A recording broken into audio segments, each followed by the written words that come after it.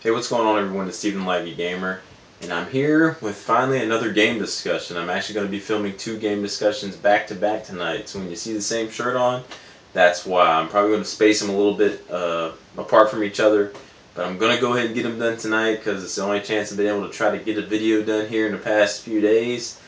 First game I'm going to be talking about was one of the most anticipated releases of the year, and that is The Last of Us. It was one I was debating whether or not I was even going to do one on because there's so many out there and the game has reached so much high acclaim that what could I add or what kind of point of view could I put into it. But anyways, whatever, I figured I'd go ahead and do it since I did beat it and talk a little bit about it. I won't try to beat everything to death with a stick that everyone already knows about, so not sure how long it'll last, but yeah, The Last of Us. Did it live up to hype? Well, when did they announce this game? 2 years ago, I think. I can't remember how long it's been. I was extremely excited for this game when it first was announced because it looked like it had to do with something with zombies or something. I like anything with zombies in it. I'm a simple guy like that. But I mean, about 6 months ago, I wasn't gonna get it on release date. It was something where, man, paying $60 for something like I said these days, it's a tough thing to do. If you're gonna buy a game for $60 full price, you better get your money out of it, because you know in a few months it's gonna be cheap. And anything at $40 or less just seems perfect for me. But $60 sometimes is like kind of a stretch. So was it worth the $60? It was worth every penny of it. It's a fantastic, fantastic game. Did it live up to all my expectations? Yes and no. Some things I didn't like, some things I did like. So without further ado, I'll go ahead and I'll get into it. The Last of Us. It's probably the last great PS3 game to come out. Who knows? I know they're supposed to be supporting the PS3 for a while still, but man, if it's a way to go out, it is an awesome, awesome game. The Naughty Dog guys did an excellent job with it, just like with the Uncharted series. I really love it. So, and you can see a lot of resemblances in this game as far as how the world is crafted and things you do, and just the visual effects of the game, which is beautiful. But real quick, the story, short and sweet. Main character Joel. Pretty much the main goal of this game is to take this teenage girl Ellie to a hideout, to a group known as the Fireflies, and that is a group of people who are determined to find a cure for this disease that has plagued the world, that has pretty much infected people into coming to what they call the infected. It's pretty much, I believe it was a mushroom or a plant, just was able to infect people, just kind of making them turn crazy, and they're getting bumps and everything on their head. Almost like a zombie, but not, because they're not dead, they're still living things. So, and of course, I guess if you get bit by them or something, maybe you get it too. But you'll see these spore pods that if you run into them, you're apparently going to get infected. But the whole goal is to take this teenage girl to this Firefly hideout. That's pretty much all I can tell you about the storyline. If you know anything by now, you probably know what's going to happen. But yeah, it's a simple storyline, but what sells it so well was the writing and the character development and the characters in this game. The storytelling in this game was just, it was perfect. The voice acting, the characters that they picked, and one of the downfalls of it was the story was so good that I wanted more cutscenes. I wanted more stuff like that so I could get more story and just sit there and watch it like a movie. The actual gameplay parts was kind of a downside for me. I wanted to hear more of the story and just them to keep talking, but just perfect. The voice actors, like I said, delivered. The story is, it can be heart wrenching and gut wrenching because it is a gritty, dirty world out there, and they portray it big time in this game. And you live that world through Joel, playing that through this game, and without trying to spoil too much, I don't think I can get into how I really feel about Joel or anyone because it might give away story plots. Um, just know that if we do something on this, maybe in a podcast or something, I doubt it, but in the future, if we talk about it, it's something where Joel became a character that I did not really like. It was kind of uncomfortable playing as him, but that's not a bad thing. He's still a great character. But man, I just really don't want to spoil anything, so I can't really get into it. It's just when I play a game, it's normally a character I wouldn't choose to play as, but it's a great character. It's like I can't remember who plays him, but the bad guy in The Patriot, the Mel Gibson movie, he is so great at being a bad guy. You just want to see him die and get killed at the end when Gibson stabs him through the throat. But that doesn't mean he was a bad character. He was a great character in The Patriot. He was so awesome, fantastic bad guy. But that's not saying Joel's a bad guy or anything. But it was just a character that I didn't like playing as, and you might see that through the game while you're playing it too. I just got some uneasiness and stuff during it, and also the ending of the game. I didn't really like how the game ended. I thought it should have ended a different way until having a conversation with my good friends Devil May Pie and Dustin Christ. We were just talking about the game a little bit, and I mean they convinced me that the ending was good. And I admitted it to them, you guys are right. That was probably the perfect ending to have, so we've settled that issue to where I actually did like the ending after talking with those guys, and we were joking about it, saying you never hear someone like give up their stance on anything, but I gave up my stance and was like, you know what, the ending was good. I'll give it to you guys. You're right. So that's pretty much the storyline and some characters. Like I said, Joel, great character. Ellie, great character, and you also meet some other awesome characters throughout the game that are just perfectly voice acted throughout this whole thing. And once you're greeted with this storyline, you're also being greeted with this beautiful yet torn down, beat up, destroyed like apocalyptic post apocalyptic type world, but not just your grays and browns everywhere. Naughty Dog and them, they really do a good job with bringing in foliage and color and stuff into an environment, and you do the same thing with this game. Is it A lot of people might say this is the most visually stunning game you're probably going to see on PS3. I still think Uncharted 3 is, in my opinion, the most beautiful game I've ever seen on the PS3, because just the different settings and visuals you get in that.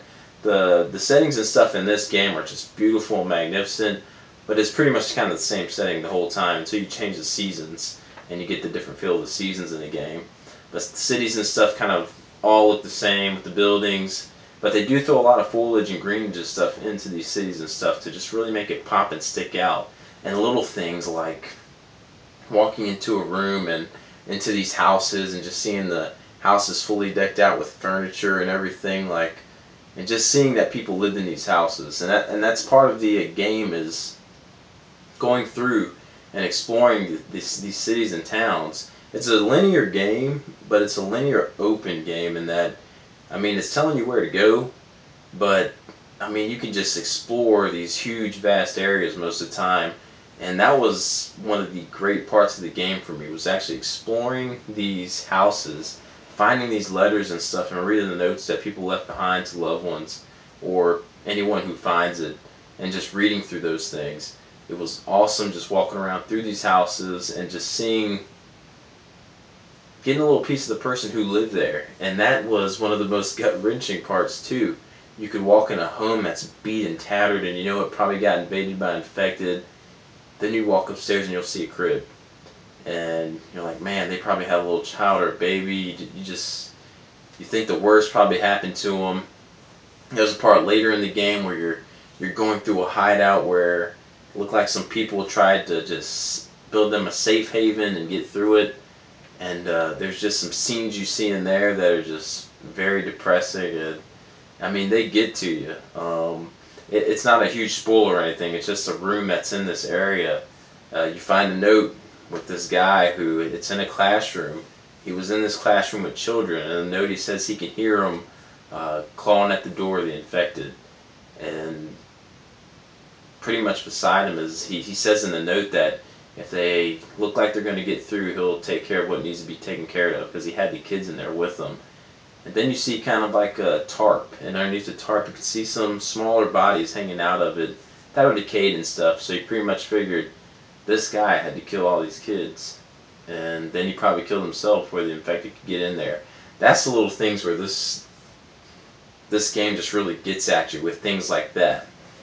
Also with the little, like I said, the letters, there were parts in the game where there's a series of letters left by this one particular guy that I was so invested in finding the next letter he left, because every time I found a letter it gave me hope. That I was hoping, man, I hope I run into this guy and I hope he makes it through this thing. Do you find him?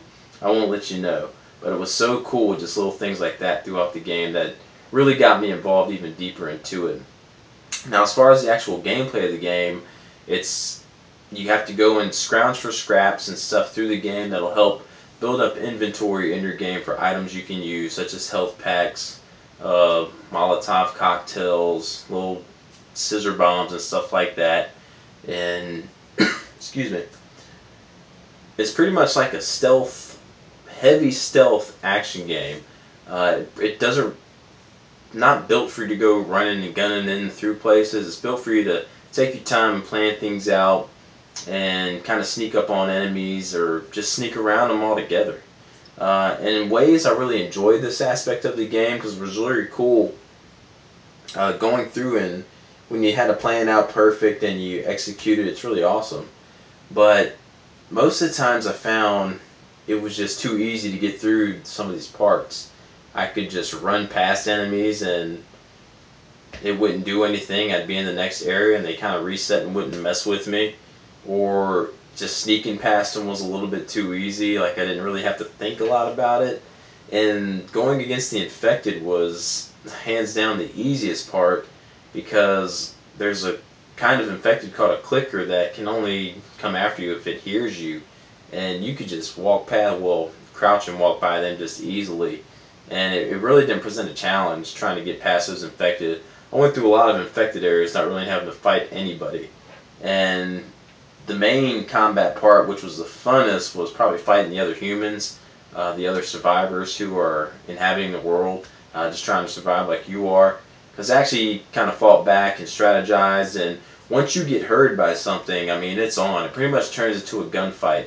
It's tough to try to lose their line of sight, and it turns into a gunfight, which it's a slow-paced gunfight. It's not like you're shooting like crazy. You're going to hide behind cover, and when you see an opening, take one shot, and hopefully that's all you'll need for a headshot. But there are times where the game throws you into these heavy action sequences that the game is just not built for. It's not built for an action game. It'll have you like in an area defending it from things that are just coming at you constantly. And it's not built for that, because it's built for a stealth game and then it wants to turn into an action game, and I just didn't feel like it was built for an action game. But the combat was still fun, especially when you sneak up on someone and you're shivving them in the neck.